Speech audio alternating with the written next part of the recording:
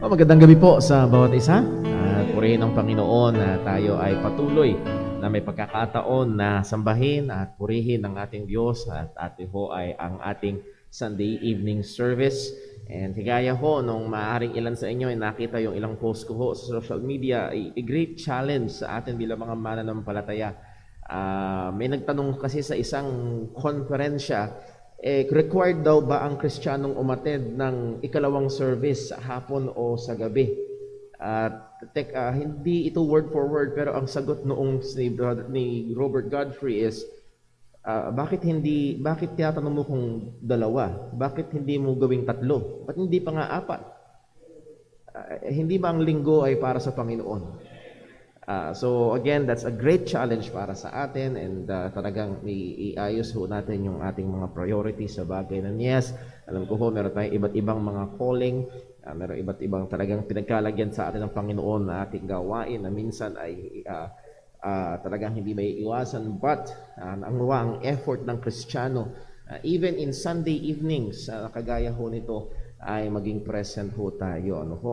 And also, we would like to welcome ang ating mga kapatiran at kaibigan na kasama ho natin live sa ating live stream. So, purihin ang Diyos sa kanya pong biyaya at sa mga providensya ng teknolohiya na meron po tayo. Ilan ho munang mga announcements and reminders. Kagaya ho kayo ng umaga, atin hong binabati ng advance happy birthday si Brother June Alerta. Ano ho? Isa sa mga deacons natin sa Tuesday po yan, November 30. So, saktong-sakto. And then also, ang inyong pastor at ang kanyang misis, Sister Jonah, ay magdiriwang naman na ikatlong taon naming anibersaryo also on Tuesday. So, salamat ho sa Panginoon sa biyaya. Thank you po sa mga pagbati at we praise God sa kanyang kabutihan po sa amin. And then also, ilan po hong mga reminders sa 30 rin, triple ito pangyayari, birthday ni Virgin June, anniversary namin ni Sister Jonah, at yung RESCON. Ano yung RESCON? Resurgence Conference. Nakikita nyo ho na pina-flash natin sa screen. That will be a conference about eschatology, already not yet, a study of dispensationalism. So meron ho tayong 6 na speakers po dyan. Yan po ay from 6 a.m. tuloy, napakaaga naman, from 9 a.m. Hanggang 4 or 5 p.m. At meron din ho mga question and answer po dyan. So this is with regards to future things, paano ini-interpret ng tama. And again, meron mga nagha-hyper pagdating sa dispensationalism. And sad to say, ito yung tumatatak sa kaisipan ng mga tao. Kami kapwa ni Brother Daryl ay nataniman ng mga 7 dispensations, iba 10 dispensations, kung ano-ano pa. So this is a healthy approach pagdating sa bagay po na yun. At marami, ang alam lang sa dispensationalism ay yung Scofield dispensationalism dahil naging sikat ang Scofield Bible noon. Well, this is a healthy understanding. At nawa, ay kung meron kayong time, ay whatever your either your pre-meal, a-meal, post-meal, wag lang pro-meal. Iba ho yung pro-meal, gatas na yun, ay pwede ho niyong pakinggan ho yan. Post natin yung atin hong link sa live stream dyan ho sa ating mga group chats and Facebook page and group. Pero kung sakaling meron ho, kung libreng-libre kayo ng araw na yun, Brother Paul, gusto ko ng live, ang atin hong kapatid si Brother Daryl, ang siyang nabigyan ng patungkulan na mag-host doon ho sa gawain na yon sa San Mateo Rizal. At I believe ay marami pang bakanting upuan sa kanilang sasakyan. 350 ba? Ang pamasa, biro lang. Wala. Wala hong gano'n. Pero kung sakaling gusto niyo ho, ay pwede ho kayo makipag-ugnayan sa ating kapatid na si Brother Daryl. Then also, next Sunday, hingi ko ho ang inyong paumanhin na wala na sa isip ko kaninang umaga. Next Sunday bilang first Sunday ng December, and dito ho sa JCBC, we do our Lord's Supper every other month. So that will be our Lord's Supper. So December, next Sunday po yan, first Sunday ng December, we will have our Lord's Supper sa Sunday morning. At ang mga mananampalataya particularly ay magsumikap na maging present para hold din natin ang utos ng Panginoon. Hindi to optional sa ating mga Kristiyano. Therefore, as much as we can, ay tayo ho ay maging present sa gawain po na ito. And also, next Sunday po, magkakaroon tayo ng special offering para ho sa atin hong kapatid na si Brother Dave Paule to assist him dun ho sa kanyang mga pangangailangan medically. So pag-pray po natin yan. And then also mamaya ho pagkatapos ng ating evening service, Lord willing, ay magkakaroon ho ng short meeting yung ating mga deacons at ilang mga kapatiran na very much involved sa ating hong mga ministeryo. So pag-praying ho kami for wisdom sa mga decision makings na ating hong kinakaharap. Okay, so with that, tayo ho ay magsisimula sa ating hong gawain ng pagsamba at magkaroon ho tayo ng sandali ng katahimikan, ng personal na pananalangin sa Panginoon upang tayo ay maghanda at hingin natin ang gabay niya. Manalangin po tayo.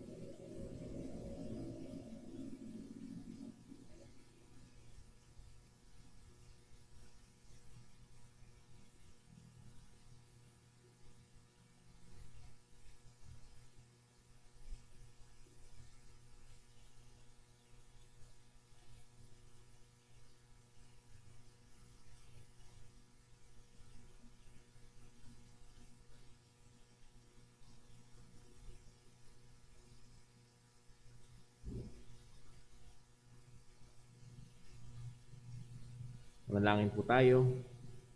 Panginoon naming Diyos, aming Ama sa langit, kami ay sa iyo nagpupuri, nagpapasalamat sa mga dakila mong biyaya sa amin, O Diyos, na tunay nga ay sagana. Panginoon, kung bibilangin namin isa-isa, kami hindi matatapos. Nawadalangin ko po, patuloy mo kaming bigyan ng mga mata na nakikita ang mga kabutihan mo, na-appreciate ang mga kagandahang loob mo sa amin. At lalo't higit, Panginoon, ang dakilang kaligtasan na iyong ginawa. Please help us, O Diyos. Bigyan mo kami ng spiritual na pagkaunawa.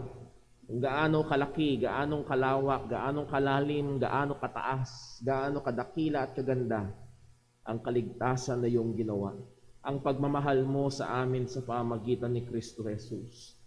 Panginoon, nawa as we learn ang mga katotohanan mo, ito'y patuloy na dumurog sa kayabangan, patuloy na magbigay alab sa pagmamahal, sipag sa paglilingkod, at gayon din, Panginoon, pagmamahalan namin sa isa't isa bilang mga mananampalataya. Ingatan mo po ang iyong iglesia sa dakong ito.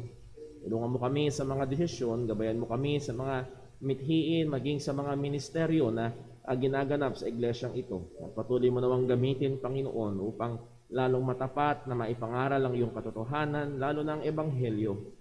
At ang iyong mga mananampalataya ay patuloy na lumago sa pananampalataya at pagkakilala sa iyo. Ikaw po, Panginoon, ang gumabay din maging sa lahat ng aming gagawin ngayong gabi. Sa bawat isa na may kinalaman sa gawain ngayon, ikaw po magpala sa pangangaral ng iyong salita. Ikaw po ang kumilos. Ikaw po, Panginoon, ang patuloy na maluwalhati sa aming kalagitnaan. Sa lahat ng aming gagawin, ikaw po nawang maitaas. Dalangin namin itong lahat sa ngalan ng aming Panginoong Hesukristo. Amen. Tayo po gusto yung lahat at tayo po ay umawit sa Panginoon.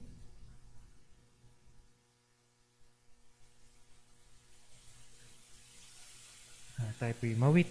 Awitin po natin, Holy, Holy, Holy.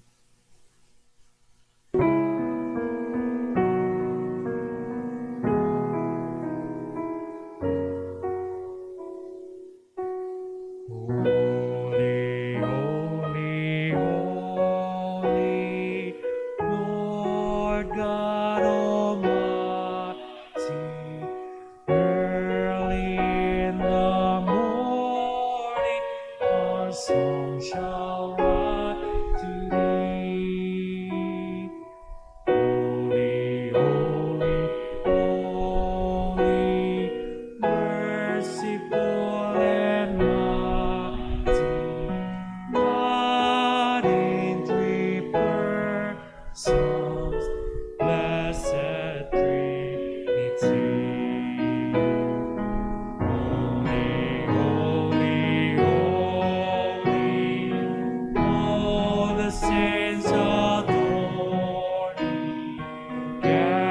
casting down their golden crowns around the glassy sea. Cherubim and seraphim falling down before me, which word and art and evermore shall be. Holy, holy, holy, though the darkness hide, though the eye of sin open, thy glory may not see. Only thou art holy, there is none beside thee. Perfect in glory, love and purity. Holy, holy, holy, Lord God Almighty. All the earth shall praise thy name in earth and sky and sea. Holy, holy, holy, merciful and mighty, God in three persons, blessed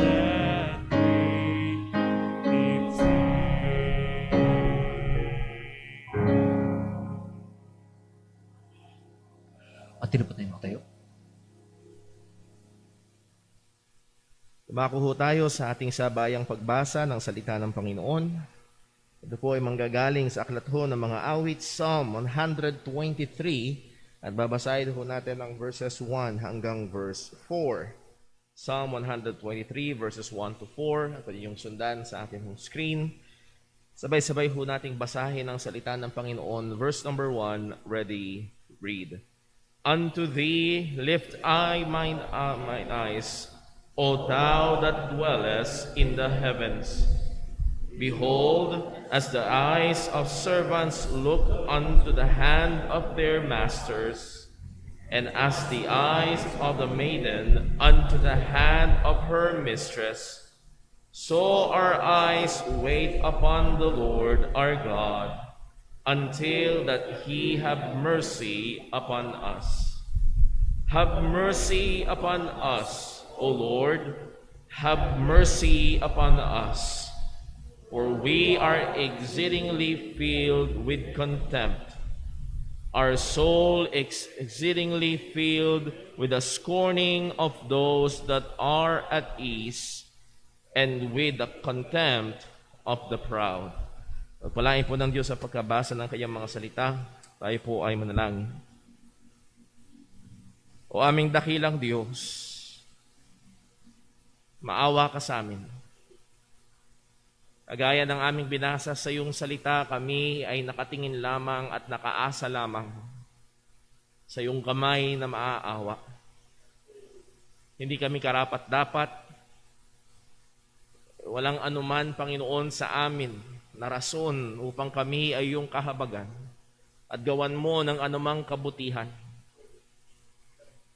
Pero ikaw, O Diyos, na aming sinasamba, ay isang matuwid, isang banal, isang dakilang Diyos, at sa iyo ay may kahabagan. Ikaw ay isang mahabaging Diyos. At paulit-ulit naming nababasa sa iyong salita sapagkat ang iyong kahabagan ay walang hanggan. Lord, tunay, pag tumingin kami sa paligid, ang mga hindi mananampalataya ay hinahamak ang mga anak mo. Maawa ka sa amin. Sa mga naiinggit, sa mga nanlulupaypay, sa mga nanghihina.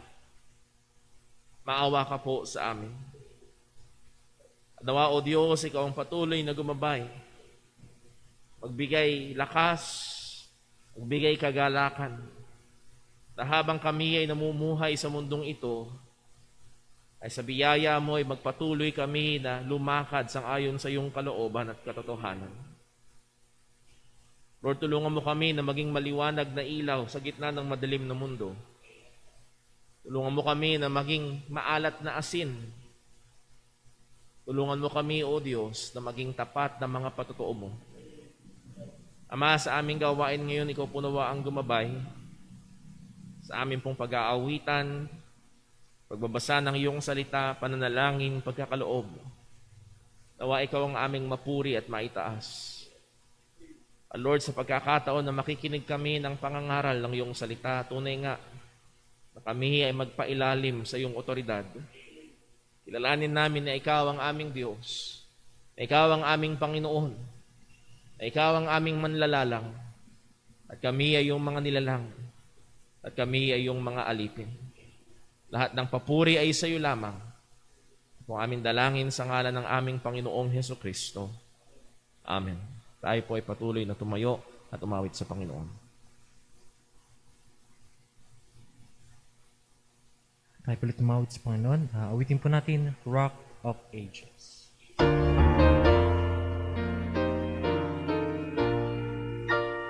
Rock of Ages, left for me. Let me hide myself in thee.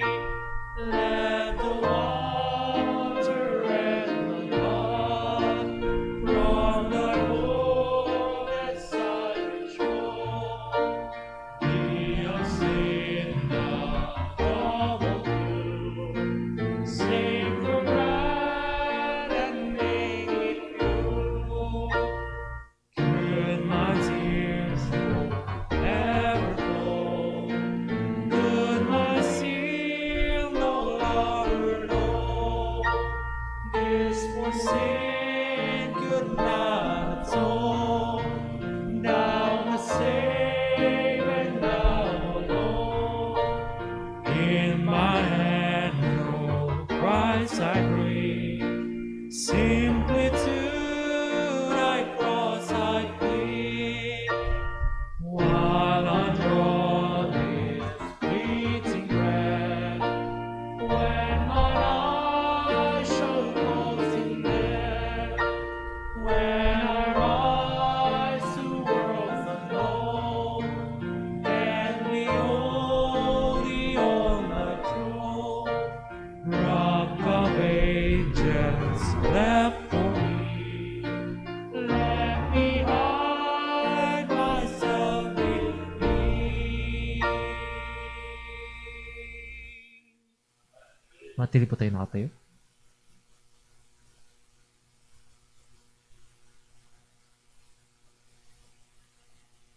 Amen. Praise the Lord. Sayan po natin, ating pagkakaloob, basahin po natin ang 2 Corinthians chapter 9, verse 6 hanggang 8. So, sabay po natin itong basahin mga kapatid. Handa na po kayo. Ready? Read. What this I say, he which soweth sparingly shall reap also sparingly. And he which soweth bountifully shall reap also bountifully. Every man according as his purpose set in his heart, so let him give, not grudgingly or of necessity, for God loveth a cheerful giver, and God is able to make all grace abound toward you, that ye, always having all sufficiency in all things, may abound to every good work. Amen. Let us pray.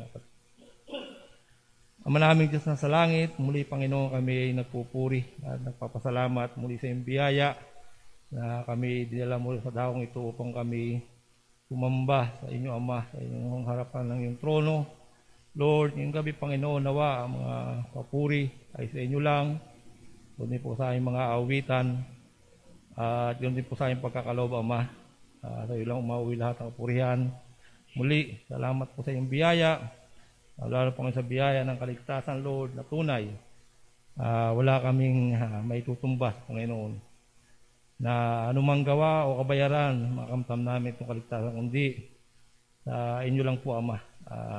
Salamat po sa biyayang ito na tunay na wala kaming magagawa.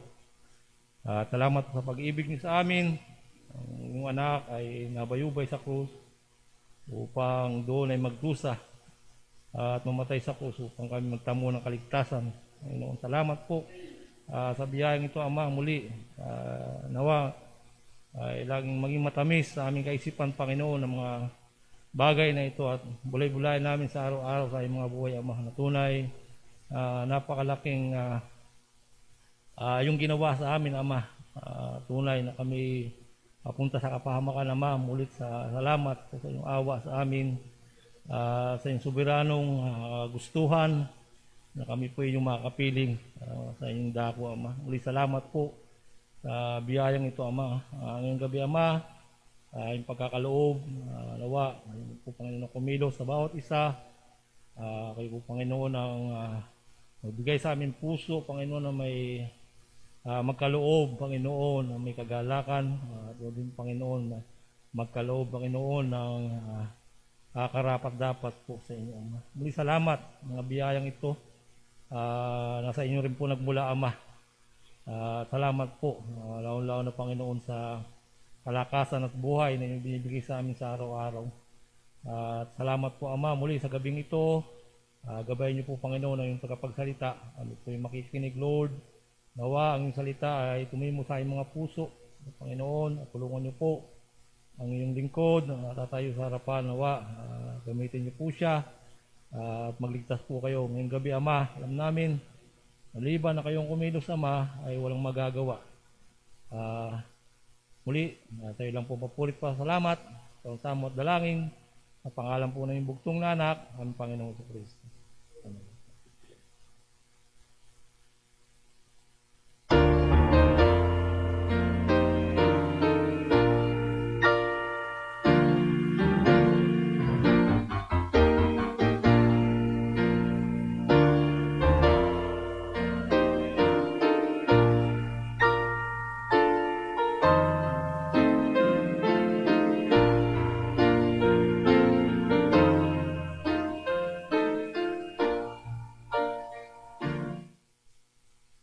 Tayo po yung magsing lahat at tayo po tumawad sa Panginoon. Awitin po natin The Solid Rock.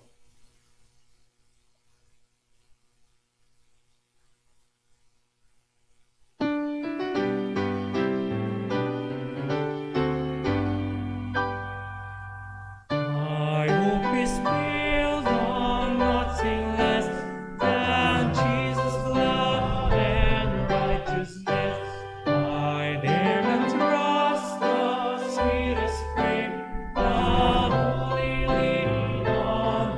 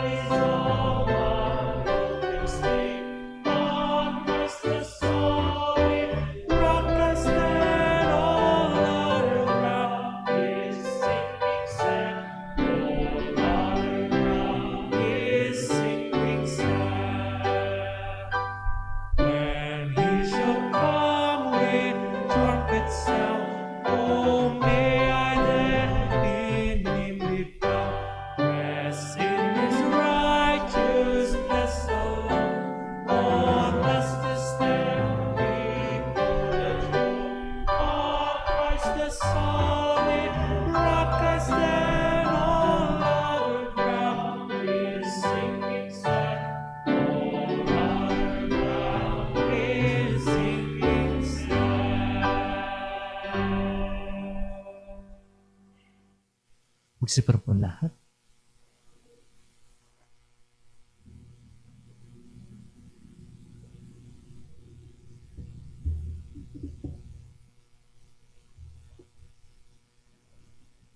Magandang lalaki po ako sa inyong lahat.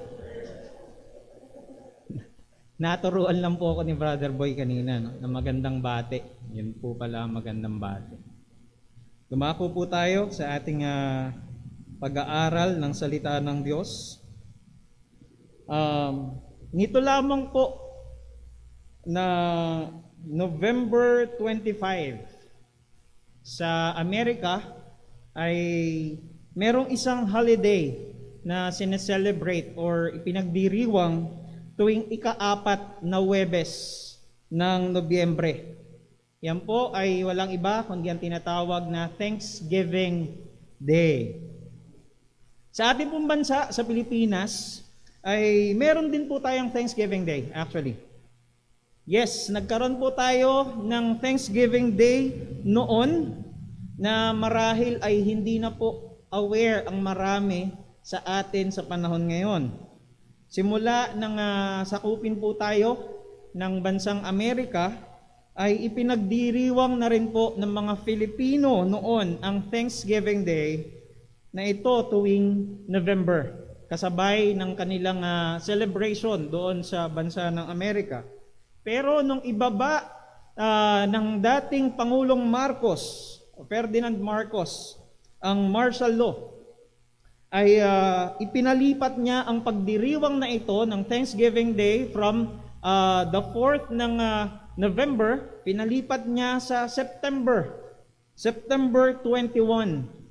So simula po ng martial law ay pinagdiriwang na tuwing September 21 ang Thanksgiving Day, at sa ilang kadahilanan ay nung matapos ang EDSA Revolution noong 1986, February 1986, ay ipinatigil na rin po ng dating Pangulong Ferdinand Marcos ang pagdiriwang ng araw na ito.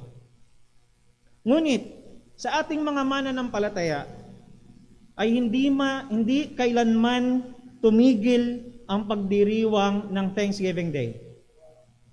Dahil ang bawat araw ay araw na dapat nating pasalamatan ang Diyos. At kung meron man pong dapat na Thanksgiving Day, nating mga mananampalataya, naniniwala po ako na ito ay safe na sabihin natin na ang itinakdang araw ng pasasalamat ay ang bawat araw ng Panginoon o ang Lord's Day, kung saan nagtitipon ang mga mananampalataya sa iglesia upang sambahin, purihin at pasalamatan ang Panginoon. Atin po pag-aralan ngayong gabing ito, worshiping God in gratitude for His unending mercy. Tayo po ay buksan po natin ang ating mga Biblia sa aklat ng mga awit, Psalm 136. Psalm 136. Babasahin po natin ang lahat ng mga talata na meron po rito sa Psalm 136. Maari po ay tayo pong lahat ay magsitayo. Ayon po sa mga theologians, ito raw awit na ito ay inaawit o binibigkas respectively, sagutan. Mapapansin nyo po, kung makikita ninyo sa inyong mga Biblia, ay paulit-ulit na binabanggit sa bandang dulo yung for His mercy endureth forever. So gawin po natin ay basahin po natin ito ng sa gayon din namang paraan para kumbaga ay maintindihan din natin kung paano binibigkas o inaawit ang awit po na ito. Hayaan niyo po ako na basahin ang unang parte at kayo po ang sumagot ng for His mercy endureth forever. Kung nariyan na po kayo ay basahin po natin Psalm 136. Oh, give thanks unto the Lord, for He is good. Oh, give thanks unto the Lord, unto the God of gods.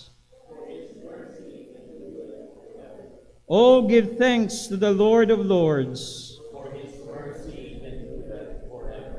To him who alone doeth great wonders,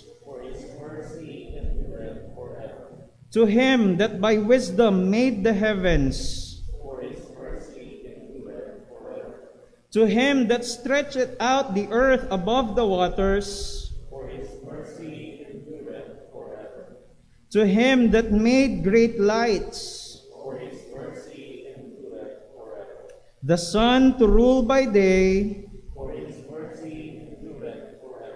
the moon and stars to rule by night. To him that smote Egypt in their firstborn, and brought out Israel from among them, with a strong hand and with a stretched out arm, to him which divided the Red Sea into parts, and made Israel to pass through the midst of it, but overthrew Pharaoh and his host in the Red Sea. To him which led his people through the wilderness, to him which smote great kings, and slew famous kings, Sihon, king of Amorites, and Og, the king of Bashan, and gave their land for an heritage, even an heritage unto Israel his servant, who remembered us in our low state, and had redeemed us from our enemies, who giveth food to all flesh. O give thanks unto the God of heaven, for his mercy endureth forever. Tayo pong lahat ay manalangin. Dakila naming Diyos, aming Ama na makapangyarihan sa lahat. Salamat po sa iyong mga salita. Salamat po, Panginoon, sa iyo na ang iyong habag ay nananatili magpakailanman. O Diyos, sa gabi pong ito, pag-aaralan po namin, pagbubulay-bulayan po namin ang iyong mga salita, ang mensahe, Panginoon, na nilalaman ng mga salitang ito. Dalangin ko sa iyo, Panginoon, na ikaw ang manguna sa aming pag-aaral, ikaw ang magturo, ikaw ang gumabay, gamitin mo lamang po ang iyong lingkod bilang isang instrumento na tagapahayag ng iyong mga salita. O Diyos, tulungan mo po kami sa gabing ito na makita ikaw kung gaano kadakila ka sa iyong mga salita sa aming pong buhay. Matutunan namin patuloy na pasalamatan ka, purihin at sambahin sa aming pong mga buhay. Ikaw ang maitaas, mga purihan. Ito po ang aming samot dalangin sa matamis at makapangyarihang pangalan ng aming Panginoong Yesus. Amen at amen. Tunay nga po, for his mercy endureth forever. Maging sa ating Bible reading kanina, nakita natin na tayo po ay nakaasa lamang dito sa habag na ito ng Diyos. Ang ating pong ikutan ng mensahe natin ngayong gabing ito ay may maliwanag man tayong dahilan o hindi man natin maintindihan, ay dapat nating purihin, sambahin at pasalamatan ang ating Panginoon. Makita po natin, sa binasa po natin, paulit-ulit na binabanggit, for his mercy endureth forever. Sa 26 verses po na meron ang awit na ito ay 26 times din na paulit-ulit itong binibigkas. Alam po natin sa mga nakaraan nating mga pag-aaral na ito'y pagbibigay ng diin, emphasis kapag inuulit ng mga Hudyo ang mga salita. So kung gaano katindi ang emphasis, ang diin na ibinigay o ipinapakita sa mga salitang ito ng salita ng Diyos. Ganon kabigat, ganon katindi, ganon dapat diinan na ang lahat ng bagay na meron po sa mundong ito ay sapagkat ang awa, ang habag, ang kabutihan ng Diyos ay nananatili magpakailanman. Ito ang sinasambit, ito ang sigaw ng congregation sa kanilang pagsamba sa Diyos. Tuwing pong kakantahin ito, babanggitin, katulad po ng ginawa natin kanina kung paano natin ito binasa, yung may mga priest na magbabanggit ng unang linya, sasagot ang congregation, hindi ko lamang natin alam kung paano maaari ang tono nito, pero sasagot ang congregation matapos na banggitin ng priest, ng saserdote, ang unang linya. For His mercy endureth forever. And the word mercy po is from the Hebrew word hesed. Hesed, which was translated over the centuries as mercy, kindness, and love. Ito po nga mga words na tinatranslate sa word na ito na hesed. Ayon po kay Nelson Glueck, isa sa mga theologian, sabi niya, he argued that the real idea behind hesed was covenant loyalty. Ito raw po ay isang yung pagiging loyal o pagiging tapat ng Diyos sa kanyang covenant, sa kanyang pangako. Ito'y habag ng Diyos. Ito'y habag ng Diyos na siyang nagbibigay ng buhay na walang hanggan na pinangako ng Diyos sa kanyang mga anak. It speaks of God's unending mercy to His people. Ito po'y pumapatukoy sa walang hanggan o hindi natatapos at hindi nauubos na habag ng Diyos. Tignan po natin saglit sa Romans chapter 8, verses 28 to 30. Romans chapter 8, verses 28 to 30. Ang sinasabi po ng salita ng Diyos ay ito. And we know all things work together for good to them that love God, to them who are the called according to His purpose. Sabi niya, verses 29 to verses 30, for whom He did foreknow, He did also predestinate to be conformed to the image of His Son, that He might be the firstborn among many brethren. Moreover, whom He did predestinate, them He also called. And whom He called, them He also justified. And whom He justified, them He also glorified. So makita natin dito yung covenant loyalty ng Diyos. Na yung kanyang sinimulan ay siya rin ang tatapos nito. From the very beginning, kung paano niyang inumpisahan yung kutawagin ng maraming mga theologians, the covenant of redemption. Yung kasunduan ng pagkatubos sa mga hinirang ng Diyos. Magmula ng hirangin niya hanggang sa kaluwalhatian, ito'y papaging ganap ng ating Panginoon. Makita po natin in verses 38 hanggang 39 ng same chapter po, sa Romans chapter 8, for I am persuaded that neither death, nor life, nor angels, nor principalities, nor powers, nor things present, nor things to come, nor height, nor depth, nor any creature shall be able to separate us from the love of God which is in Christ Jesus our Lord. Wala pong makakapag-alis sa atin sa pag-ibig na ito. Wala pong makakapag-alis sa atin sa habag na ito ng Diyos dahil siya ang nagpasimula nito at siya rin ang magpapagingganap nito hanggang sa kaluwalhatian. Walang sino man ang pwedeng kumbaga ay mag-intersect para maputol ito. Ganun katindi ang unending mercy ng Panginoon. In Lamentations chapter 3 verses 22 hanggang verse number 23. Lamentations chapter 3 verses 22 hanggang verse number 23, ang sabi po ng salita ng Diyos ay ito.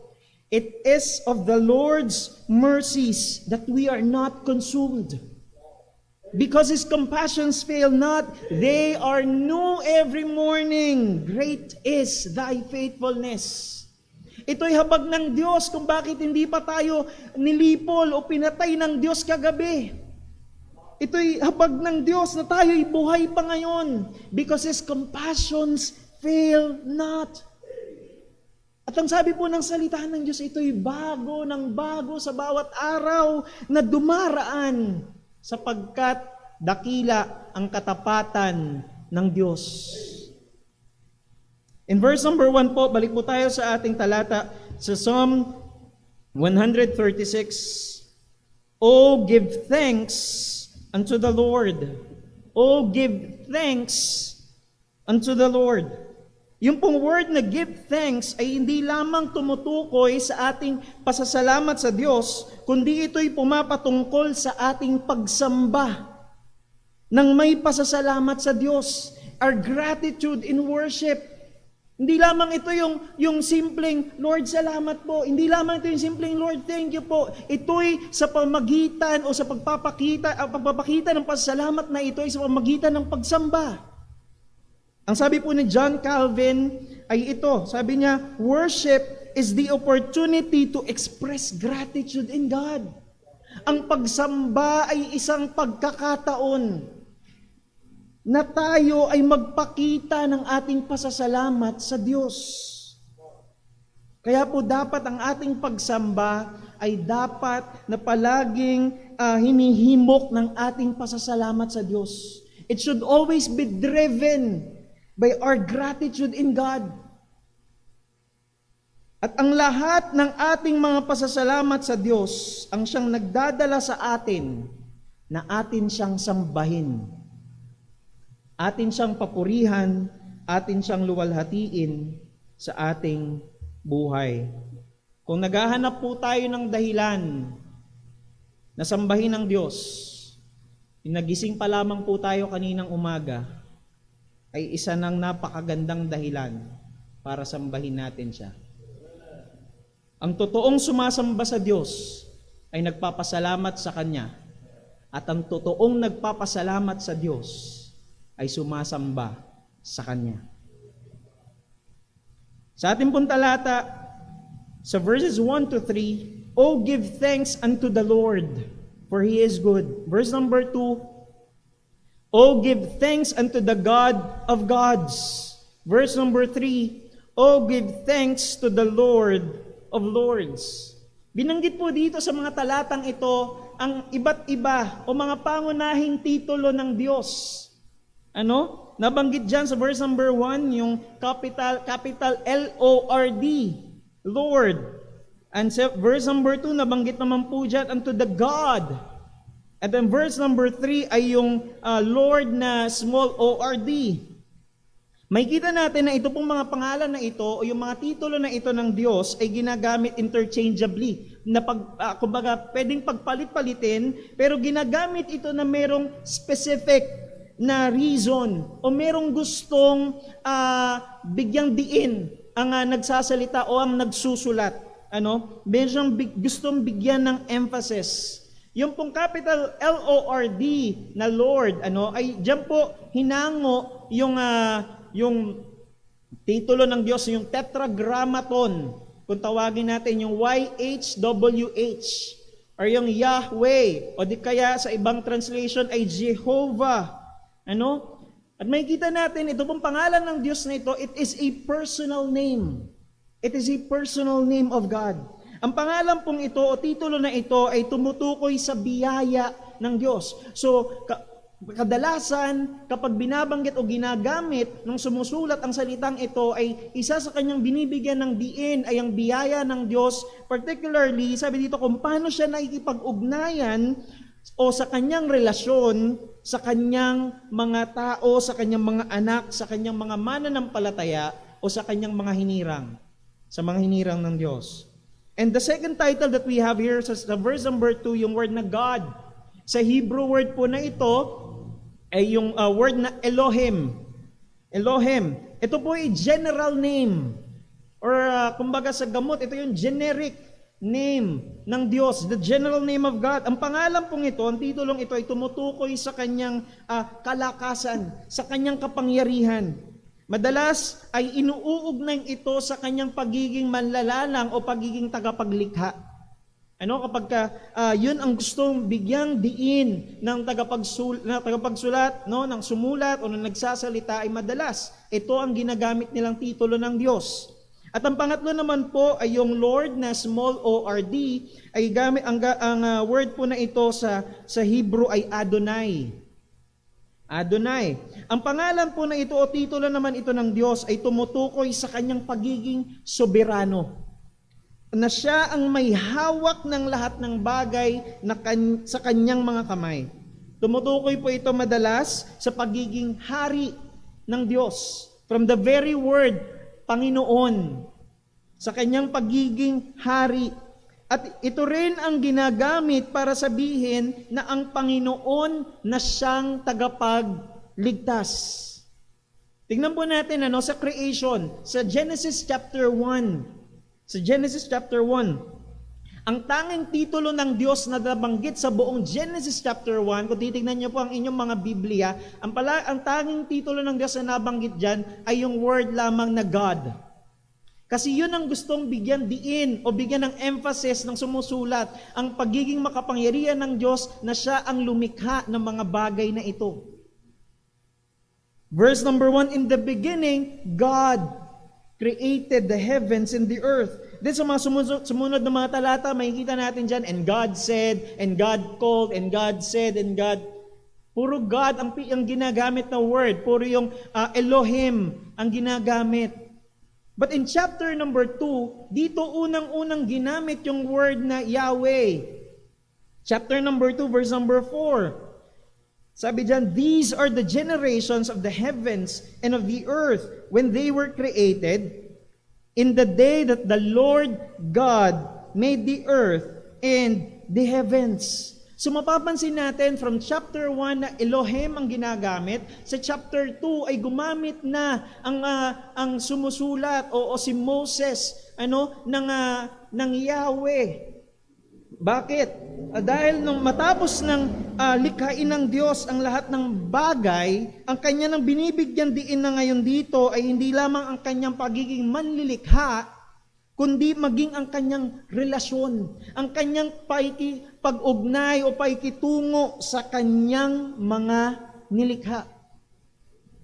At sa iba't iba pang mga maraming pagkakataon na pagpapalit po itong mga titles na ito ng Diyos, sabi ko nga, they're being used interchangeably, depende na lamang, madalas ay merong gustong bigyang diin ang sumusulat. Kung titignan natin, kung ang lahat ng mga talata all throughout the Bible ay hindi po tayo matatapos, dahil napakarami. Sabi ko nga, it is being used interchangeably. Inilatag lamang po natin itong mga bagay na ito dahil sa mga susunod na mga talata ay makikita natin ang Yahweh, ang Elohim at ang Adonai. Makikita natin na hindi lamang ito titulo ng Diyos, kundi ito ay nagpapakita kung paano siyang kumikilos, kung paano niyang ipinahayag ang kanyang sarili. All throughout ng mga talatang pag-aaralan po natin. So verses 5 hanggang verse number 9 sa ating pong talata sa Psalm 136 verses 5 hanggang verse number 9, basahin po natin. To him that by wisdom made the heavens, for his mercy endureth forever. To him that stretched out the earth above the waters, for his mercy endureth forever. To him that made great lights, for his mercy endureth forever. The sun to rule by day, for his mercy endureth forever. The moon and the stars to rule by night, for his mercy endureth forever.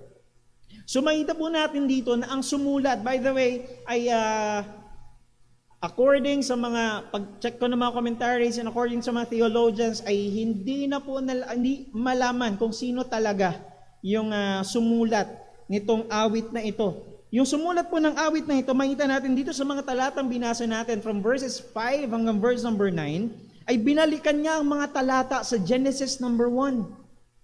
Binalikan niya kung paano nilikha ng Diyos ang lahat ng bagay na meron sa mundong ito.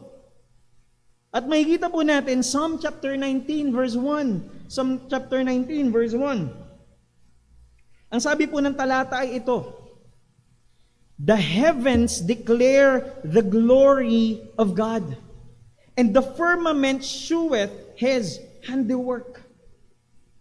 So makikita natin sa mga talata po na binasa natin, the heavens declare the glory of God.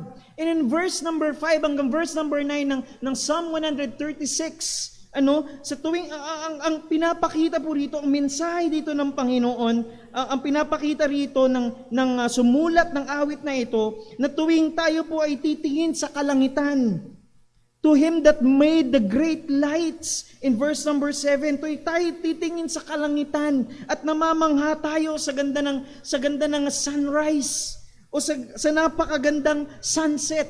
Lalo 'di ba kapag nandoon ka sa Manila Bay, 'di ba? Sikat na sikat ang sunset, yung kulay kahel o orange na takip silim.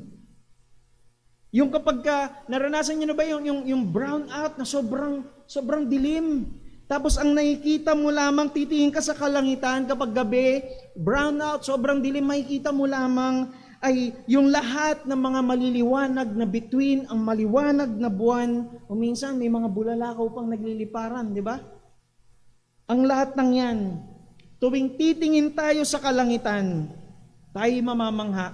Ang sinasabi ng Biblia, na ang kalangitan, ang kalawakan, ang lahat ng yan, to Him that made the great lights, the sun to rule by day, the moon and the stars to rule by night. Ang lahat ng yan, ang mga bagay sa kalawakan ay maliwanag na ipinapakita po nito ng mga bagay na ito at sinasalamin nito ang kaluwalhatian ng Diyos. Tuwing masisilayan natin ang liwanag ng araw sa umaga, ibig sabihin po niyan ay nakikita natin ang habag ng Diyos. Na kung tutuusin, dahil po sa kasalanan, sabi ng Lamentation chapter 3 kanina, ay nilipol na tayo ng Panginoon. Tuwing masisilayan natin ang paglubog ng araw, ang pagliwanag ng buwan sa gabi, ibig sabihin lamang po ay naranasan natin ang habag ng Diyos sa buong araw. Nilalang ng Diyos at ginawa ang lahat ng yan. Bakit? For His mercy endureth forever. Nilalang niya ang lahat ng tao sapagkat ang habag, ang kabutihang loob ng Diyos ay hindi nauubos at hindi matatapos magpakailanman. Ito'y bago ng bago sa bawat araw. Dakila ang katapatan ng Panginoon. In verses 10 hanggang verse number 15, verses 10 to verse number 15, basahin ko na lamang po yung mga unang linya, no? Hindi ko nabasahin yung sagot.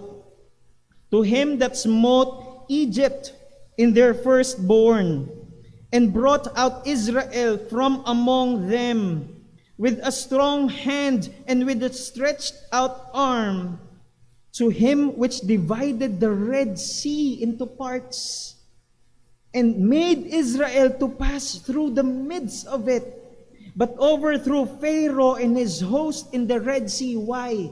For His mercy endureth forever. So matapos po magbalik tanaw ng sumulat ng awit na ito, dun sa creation, sa Genesis chapter 1, ay nagbalik tanaw naman po siya sa kung paanong pinalaya at kung paanong iniligtas ng Diyos ang kanyang piniling bayan, ang Israel, mula sa pagiging alipin sa Ehipto. Gaano katagal ba sila naging alipin ng Ehipto? 430 years. Imagine, napakatagal nun. 430 years ay ginawang alipin ng Egypt ang Israel. But in verse number 10, sa binasa po nating talata, to Him that smote Egypt in their firstborn. Ang binigyan din po dito muna ng sumulat, ang kahuli-hulihang plague, na kung saan po ay naganap ang tinatawag natin na Passover. The Passover. Ang sino mang walang pahid ng dugo ang kanilang pinto ay mamamatay ang kanilang panganay na anak. Mula doon ay iniligtas at inialis ng Diyos ang Israel palabas ng Ehipto. In verse number 13 ng Psalm 136, sabi po doon, sila'y tumawid, sila'y nakatawid sa Red Sea. Na merong, ang lapad po, according sa mga theologians, yung lawak or yung lapad ng Red Sea na kanila, yung parte ng Red Sea na kanilang tinawid ay merong 5 kilometers o 5 kilometrong lawak o lapad ng dagat. Ang hinati ng Diyos. Ito'y hinati ng Diyos. At ginawang daanan para sa kanila. Hindi ko po ma-imagine kung paano nangyari ito.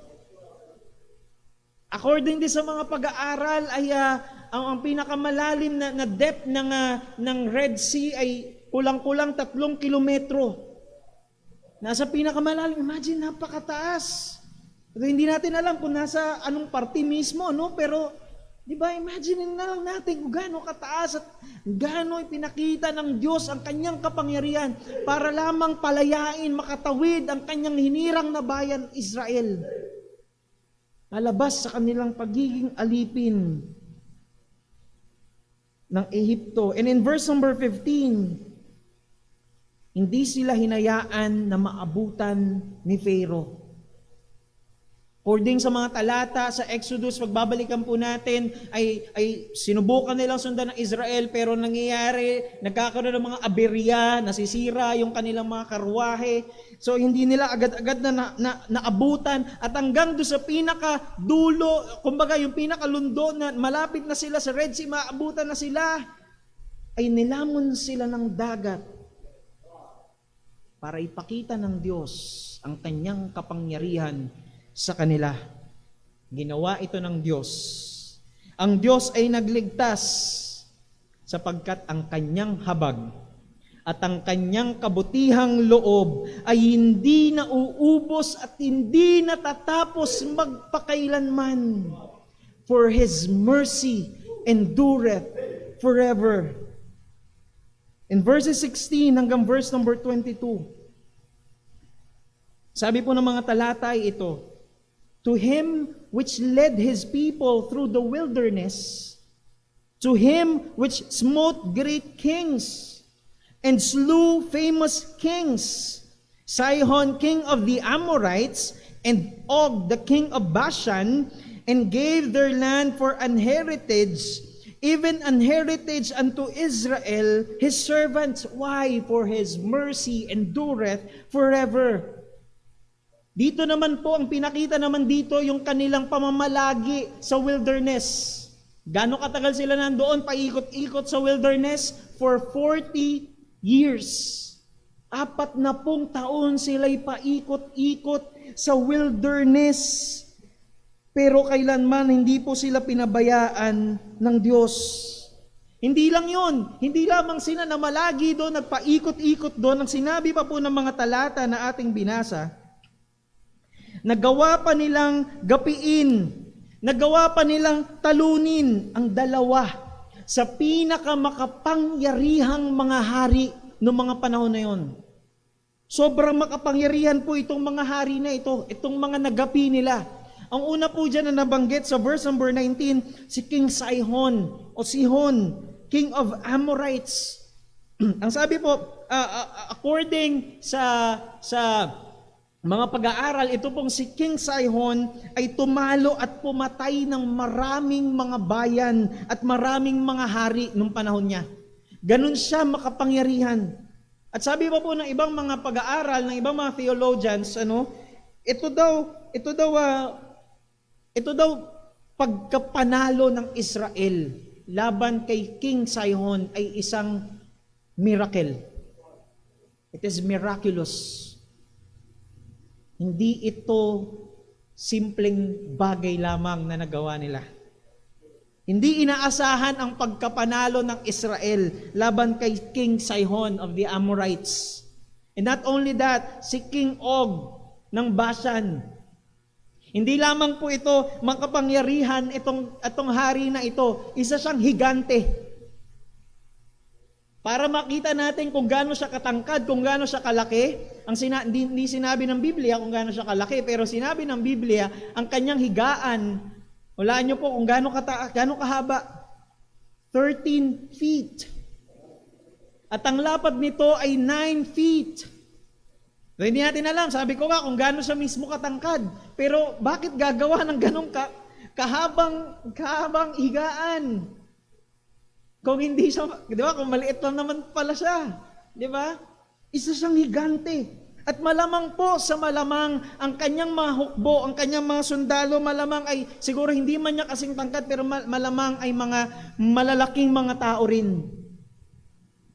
Pero walang nagawa ang makapangyarihang mga hari na ito. Sa hari ng mga hari, dahil ang Diyos ang siyang gumapi, ang Diyos ang siyang tumalo sa kanila at nagbigay ng katagumpayan sa Israel. Hindi po sila. Hindi ang Israel ang tumalo sa kanila. Dahil kung sila lang, sabi nga ng mga theologians, it is a miracle. It is a miraculous victory. Hindi inaasahan ang kanilang pagkapanalo, ang kanilang pagkagapi sa mga bansang ito. Oo, hindi po inaasahan. Hindi po kapani-paniwala ang kanilang pagkanalo. Yun ay dahil ang tagumpay na yon ay hindi dahil sa kanila, kundi ito'y dahil sa habag at kabutihang loob ng Diyos na hindi nauubos at hindi natatapos magpakailanman. In verses 23 hanggang verse number 25, ang sabi po ng mga talatang ito, sa talata po natin, Psalm 136, sabi po ng salita ng Diyos, who remembered us in our low estate, and had redeemed us from our enemies, who giveth food to all flesh. In verse number 23, makita po natin dito na siya ang Diyos na naroon maging sa pinakamababang estado o kalagayan natin sa buhay. From our low estate. In verse number 24, makita po natin dito na siya ang Diyos na nagbibigay katagumpayan mula sa kahit anong kaharapin natin na mga kaaway. In verse number 25, siya ang Diyos na ang lahat ng buhay na nabubuhay sa mundong ito. Katulad ng lesson po natin kaninang umaga sa Sunday School, the common grace. Siya ang Diyos na nagbibigay nito. Siya ang Diyos na mahabagin at mabiyayang Diyos pa rin naman maging sa lahat ng tao sa mundong ito, maging mananampalataya ka man o hindi. Ikaw ay nakararanas nitong common grace. Ang lahat po ng tao sa mundong ito ay nakaasa lamang sa Diyos. Yun po ang sinasabi ng talata ng verse number 25. He giveth food to all flesh. Ang lahat ay nakaasa lamang po sa Panginoon. Bakit? Muli, dahil ang habag at kabutihang loob ng Diyos ay hindi nauubos at hindi natatapos magpakailanman. Mga kapatid, ang lahat pong ito, kung paano ipinahayag ng Diyos ang kanyang sarili, ang Yahweh na siyang lumikha, ang Yahweh na makapangyarihan na siyang may hawak ng lahat ng bagay na ating kinamamanghaan, ang lahat ng mga bagay na meron sa mundong ito, magmula sa sunrise hanggang sa paglubog ng araw, ang pagliwanag ng buwan, ang lahat ng ito, maliliwanag na mga bituin at lahat ng mga bagay na meron po sa mundong ito, ito'y hawak ng makapangyarihang Diyos, ang Yahweh. Ang Diyos na Elohim, o ang Diyos na, ang Diyos na Elohim, na siyang soberano, na siyang naghahari, ang nagbibigay ng katagumpayan sa kanyang piniling bayan. At siya ang Adonai na naghahari, ang Diyos na naghahari magpakailanman. Ang lahat pong ito ay walang iba kundi ang ating Panginoong Hesukristo. In John chapter 1 verse 1, siya ang Diyos na naroon na in the beginning. In the beginning was the Word, and the Word was with God, and the Word was God. Ito ang Panginoong Hesukristo, naroon na siya. In Colossians chapter 1 verse number 16, for by Him were all things created that are in heaven and that are in the earth. In verse number 17, and He is before all things, and by Him all things consist. Siya ang Elohim, ang Panginoong Hesukristo, at siya rin ang Yahweh o ang Jehovah na siyang nagligtas. Hindi lamang po siya nagpalaya mula sa Israel, sa Ehipto, at siya rin ang Diyos, ang Yahweh, ang Jehovah na nagliligtas at nagpapalaya sa mga mananampalataya mula sa pagiging alipin ng kasalanan. Siya ang kordero ng Diyos na naging katubusan ng mga hinirang ng Ama kay Kristo. At siya rin po ang Adonai, na soberanong Diyos na nakaupo sa kanyang trono, ang makapangyarihang hari na naghahari magpakailanman at nagbibigay ng katagumpayan. In 1 Corinthians chapter 15 verse number 57, 1 Corinthians 15 verse number 57, but thanks be unto God, which giveth us the victory through our Lord Jesus Christ. Siya ang Diyos, siya ang Panginoon na nagbibigay ng katagumpayan sa kanyang mga anak. In verse number 26, ng ating pong talata, Psalm 136, verse number 36, O give thanks unto God of heaven, for His mercy endureth forever. Mula sa simula ng awit na ito, hanggang sa pinakahuling linya, ang mensahe ay walang iba, kundi magpuri sa Diyos at magpasalamat sa Kanya. In Romans chapter 14 verse 6. Romans chapter 14 verse 6. Ang sabi po ng talata ay ito.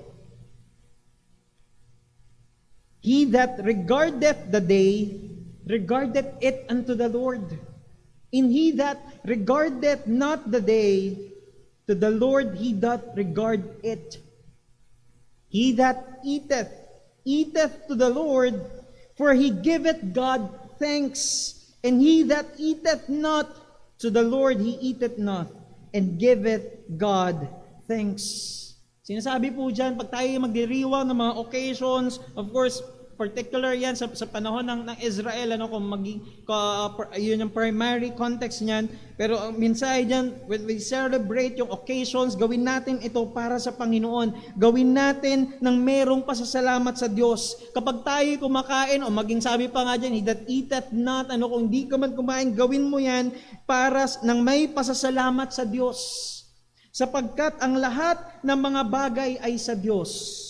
At siya ang nagbibigay at nagkakaloob ng lahat ng bagay na meron po tayo at lahat ng bagay na ating na-enjoy sa atin pong buhay.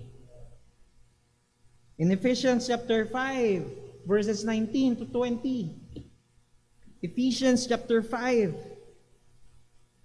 Sabi po ng mga talata ay ito, speaking to yourselves in psalms and hymns and spiritual songs, singing and making melody in your heart to the Lord. Verse number 20. Giving thanks always for all things unto God and the Father in the name of the Lord Jesus Christ. Sa pagsamba po ng mga mananampalataya, naroon at hindi natin pwedeng alisin ang ating pasasalamat sa Diyos habang pinupuri natin siya kasama ang ibang mga mananampalataya. Ito po'y parte ng ating pagsamba. Sabi ko nga po kanina, ang totoong nagpapasalamat sa Diyos ay sumasamba sa Kanya. At ang totoong sumasamba sa Diyos ay nagpapasalamat sa Kanya. In Philippians chapter 4, verse number 6. Philippians chapter 4, verse number 6.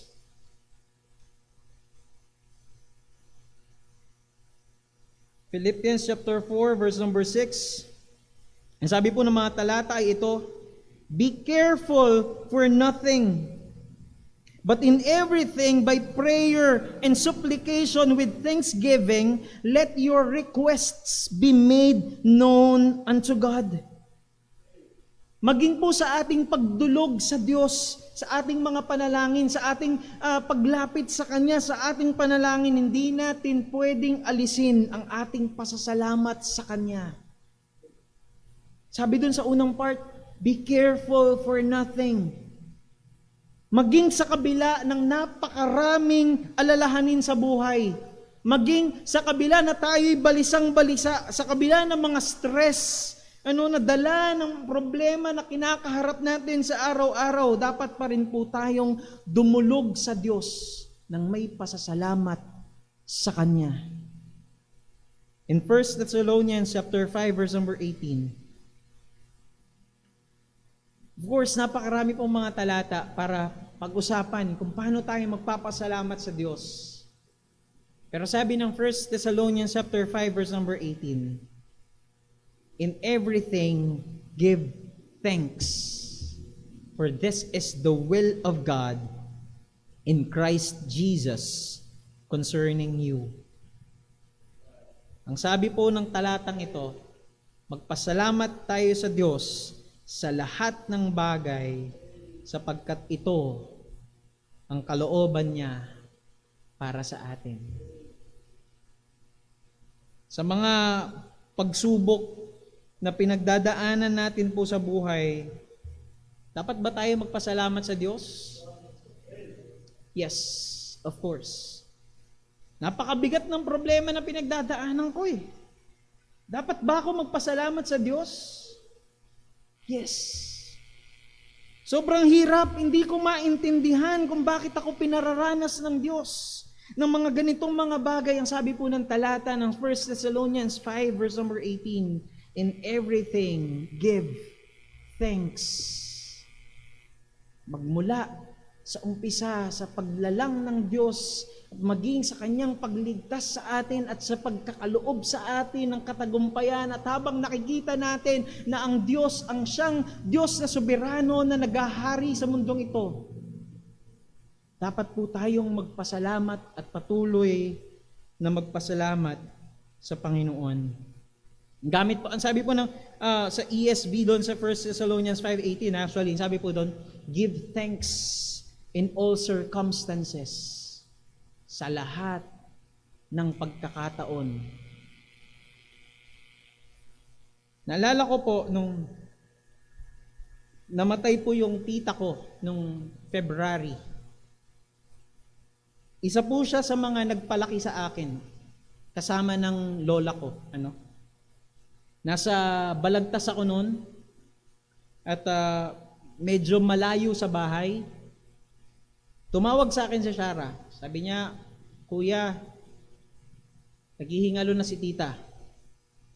So, meron akong pinuntahan, dali-dali, dinrive ko ulit yung sasakyan, pinilit ko na maka-uwi.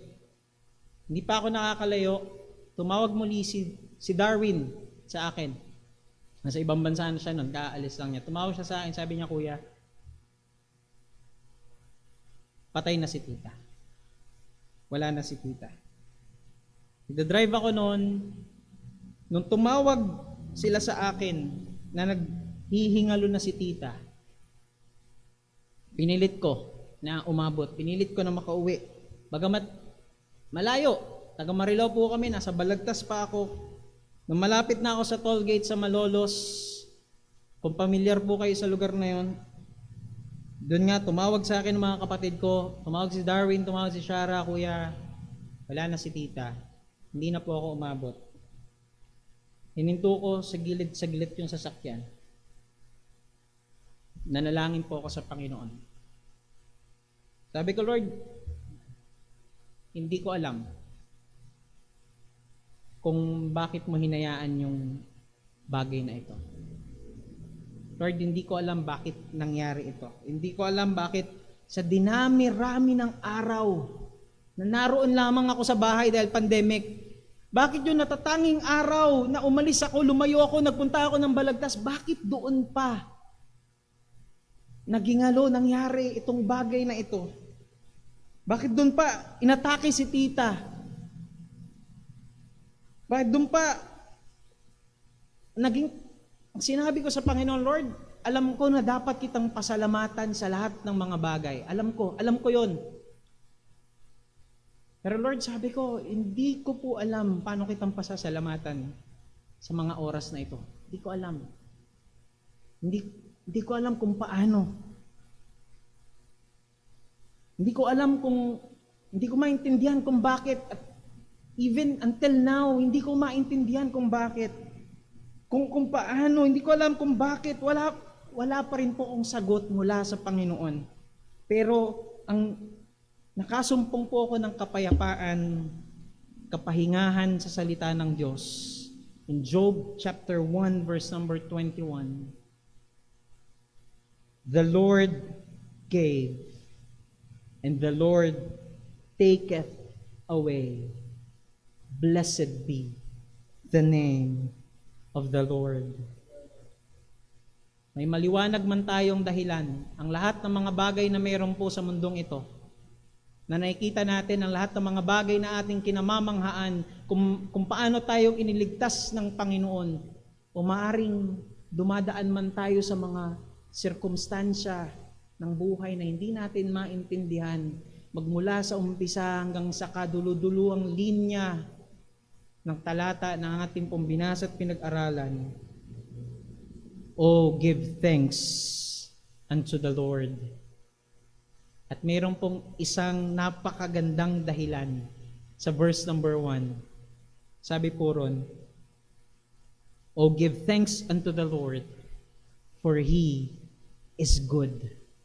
Sapagkat ang Diyos ay mabuti. Kung bakit po tayo magpupuri sa Diyos, kung bakit natin siya dapat sambahin, kung bakit tayo dapat na mabuhay para sa kaluwalhatian niya, yun ay dahil ang Diyos ay mabuti. Yun ay dahil ang habag ng Diyos, ang kabutihang loob ng Diyos, kailanman ay hindi natatapos at hindi nauubos. Ano man ang mga bagay na ginawa ng Diyos, mabuti man ito, maliwanag man ito o hindi man natin maintindihan, meron tayong kapanatagan na ang Diyos ay mabuti at ang lahat ng kanyang mga ginagawa ay mabuti. Tayo po'y manalangin. Dakila naming Diyos, sa aming Ama na makapangyarihan sa lahat, Panginoon, napakabuti mo po. O Diyos, salamat po sa iyong habag, sa iyong awa, sa iyong kabutihang loob na nananahan, nananatili magpakailanman. Salamat po, Panginoon, sa iyo. Nung una pa lamang nalikhain mo ang lahat ng bagay na meron sa mundong ito ay biyaya mo na't habag. Hindi po kami karapat-dapat maging ang munting buhay na meron po kami sa lupang ito, Panginoon.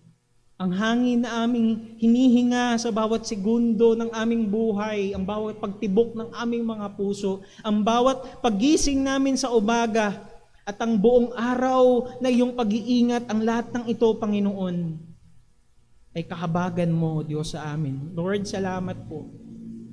Hindi po kami karapat-dapat sa kaligtasan. Hindi po kami karapat-dapat na ang iyong kaisa-isang anak ay mamatay para sa kasalanan namin na ang kabayaran ay kamatayan. Mabigat na kabayaran, pero namatay ang tagapagligtas, ang Panginoong Jesucristo, para sa kasalanan ng mga sumasampalataya sa Kanya. Panginoon, salamat po sa lahat ng mga katagumpayan namin pong dinaranas sa mundong ito. Sa lahat ng mga pagsubok na amin pong dinaranas, o Diyos, marahil marami sa mga ito, hindi po namin kaya kung kami aasa lamang po sa aming mga sarili. Hindi lang marahil, Sigurado ang lahat ng ito hindi namin kaya, Panginoon. Pero kami po ay nakaasa lamang sa biyaya at habag mo, Panginoon. O Diyos, tulungan mo po kami. Kung paanong pinaulit-ulit ng iyong habag ay nananahan magpakailanman, ay amin din pong paulit-ulitin sa aming mga puso, Panginoon, na dapat ka naming sambahin, na dapat ka naming papurihan, dapat ka naming pasalamatan, Panginoon, sa aming pong buhay sa araw-araw. At gayon din naman, amin ka na dapat sambahin sa iyong itinakdang lugar, sa iyong iglesia, kasama ang ibang mga mananampalataya upang ikaw ay sambahin at papurihan, Panginoon. Tulungan mo po kami na lumakad sa araw-araw na nakatingin sa iyo, Panginoon. Nakaasa sa iyo, nakaasa sa biyaya at habag mo.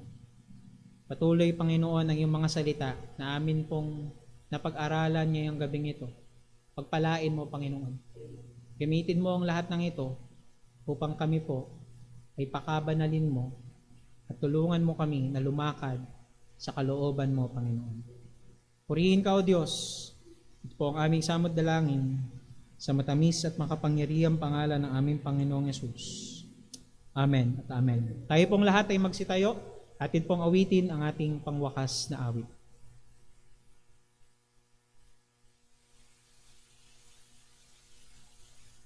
Tayo po yung mawit. Awitin po natin. Praise Him, praise Him.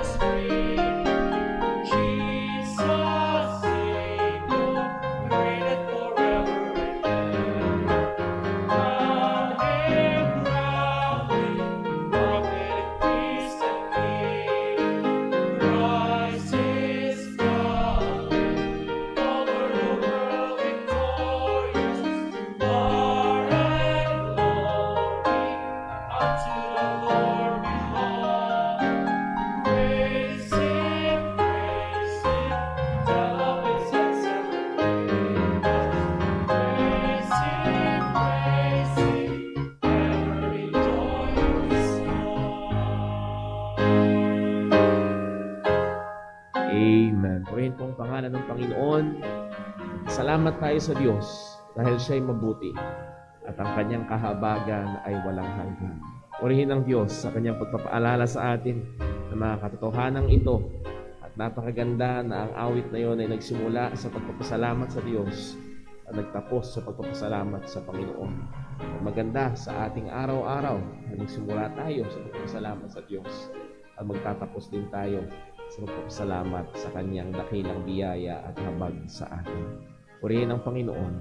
At sa ating paghiwa-hiwalay, mga kapatid, tayo ay nakaharap sa isang buong linggo na maraming mga hamon, maraming mga pagsubok, Nandyan ang mga tukso, nandyan ang mga gampanin na iniatang sa atin ng Panginoon. Nawa, ang mga salita ng Diyos na atin napag-aralan mula pa kayo ng umaga hanggang ngayon ay huwag namang mawala lang sa ating kaisipan, kundi ating balikan ang mga talata, ating pagbulay-bulayan ang mga katotohanan at patuloy itong maging tumatak sa ating mga puso at kaisipan at umepekto sa ating pamumuhay. At sa ating paghiwa-hiwalay, mga kapatid, nawa ang pagmamahal ng ating Panginoong Ama, ang biyaya ng ating Panginoong Hesukristo, at ang presensya at kapangyarihan ng Banal na Espiritu ay sumabawat isa sa atin. Ano man ang ating gagawin, gawin natin para sa Kanyang kapurihan. God bless po. We are dismissed. Magandang gabi.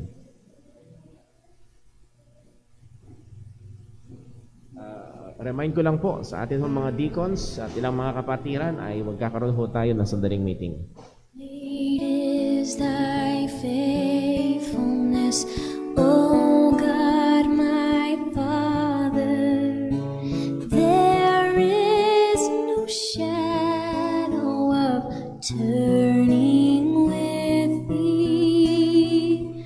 Thou changest not, thy compassions they fail